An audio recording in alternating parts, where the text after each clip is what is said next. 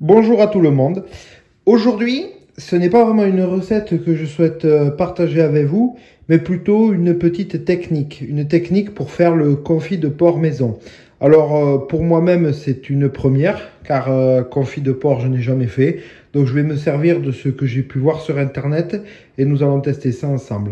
Donc, ici, j'ai un rôti de porc choisi dans les chines pour qu'il soit moins sec. Vous pouvez prendre filet, hein, mais moi, j'ai préféré dans les chines. Il est un peu plus gras, il sera moins sec.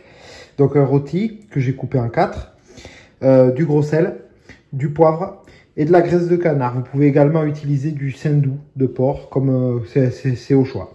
Et de l'ail. Vous pouvez également rajouter du piment, des herbes de Provence ou encore ce que vous voulez pour pimenter. Donc pour commencer, je vais badigeonner mon porc avec le gros sel, le poivre et l'ail. Et ensuite, nous allons laisser ça 12 heures au réfrigérateur. Donc voilà, j'ai badigeonné 2 gros sels d'ail et de poivre. Je vais laisser reposer au réfrigérateur jusqu'à demain. Donc on se retrouve demain et dans quelques secondes pour vous.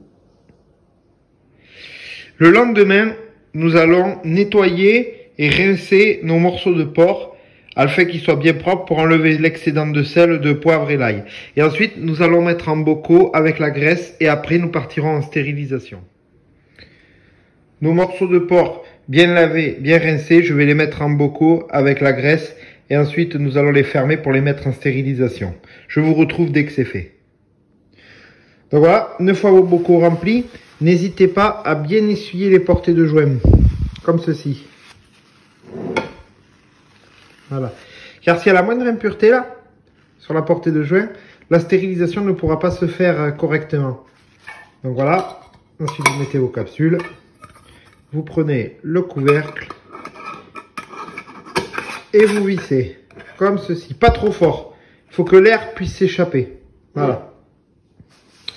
Donc voilà. Mes 2 bocaux sont prêts à partir en stérilisation. Donc la stérilisation, ça se passe dans mon garage. Donc, je prépare le stérilisateur et je vous retrouve dès que c'est fait. Donc, nos bocaux sont prêts à être stérilisés. Donc, ici, ils sont dans le stérilisateur. Ils sont verrouillés avec un clips. Donc, ils ne peuvent pas bouger. Dans le cas où vous mettez plusieurs bocaux en même temps, c'est-à-dire qu'il y en a tout le tour, vous pouvez mettre jusqu'à 2 étages. Je vous conseille de mettre un torchon ou un chiffon ou quelque chose à l'intérieur, afin que les bocaux ne se cognent pas entre eux. Parce que si les bocaux ils se tapent pendant la stérilisation, ils peuvent se fissurer. Et alors là, la stérilisation ne sera pas bonne. Et puis le bocal, il peut exploser, quoi. Donc je vous conseille de mettre un torchon dedans. Mais là, bon, comme il n'y en a que 2, il n'y a pas de problème. Donc voilà, j'ai mis l'eau dans le stérilisateur. Donc attention, là nous sommes à peu près 3-4 cm au-dessus de chaque bocal. Pourquoi? Parce qu'une fois que l'eau va se mettre à bouillir, il va y avoir évaporation. Donc une fois que l'eau bout, il y en a pour 3 heures. Il y a 3 heures de stérilisation. Ça fait stérilisation et cuisson en même temps. Donc vous pouvez cuire vos rôtis à la graisse avant la stérilisation, ou dans ce cas-là, vous baissez le temps de stérilisation, ou comme là, ils cuiront pendant la stérilisation. Donc là, il y aura pour 3 heures de stérilisation. Donc ça veut dire qu'il va y avoir une énorme évaporation. Et il faut surtout pas que vos bocaux se retrouvent à l'air libre. C'est pour ça, n'hésitez pas à mettre un peu plus d'eau. Il n'y a pas, voilà, pour pas avoir de problème. Donc là, je vais couvrir et je vais surveiller. Et quand l'eau va commencer à bouillir, nous serons partis pour 3 heures. Et une fois cela terminé, j'arrêterai le feu et je laisserai refroidir. Je peux même laisser refroidir jusqu'à demain, ça pose pas de souci. Il risque absolument rien. Une fois stérilisé, vous pouvez laisser 24 heures dans l'eau. Parce que si vous les sortez à chaud, vous risquez de faire ou péter le bocal ou la capsule pourrait se dessouder. Voilà. Donc ça serait dommage quand même. Donc voilà. Donc je vous retrouve une fois la stérilisation terminée. Donc voilà.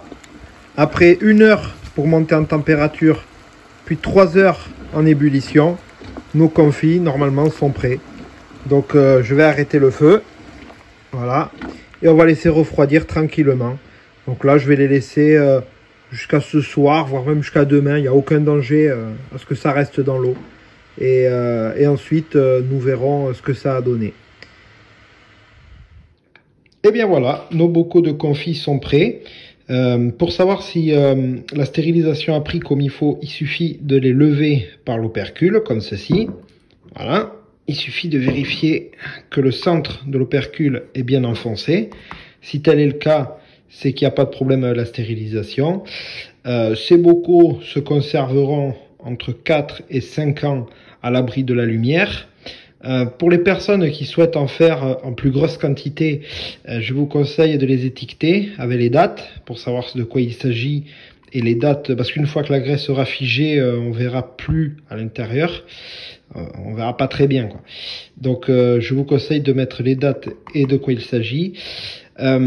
Si vous avez des questions à me poser, vous pouvez me les poser en dessous en commentaire. Si vous avez aimé la vidéo, n'hésitez pas à liker et à vous abonner à la chaîne. Quant à moi, je vous retrouve sur une prochaine vidéo et je vous dis à très bientôt.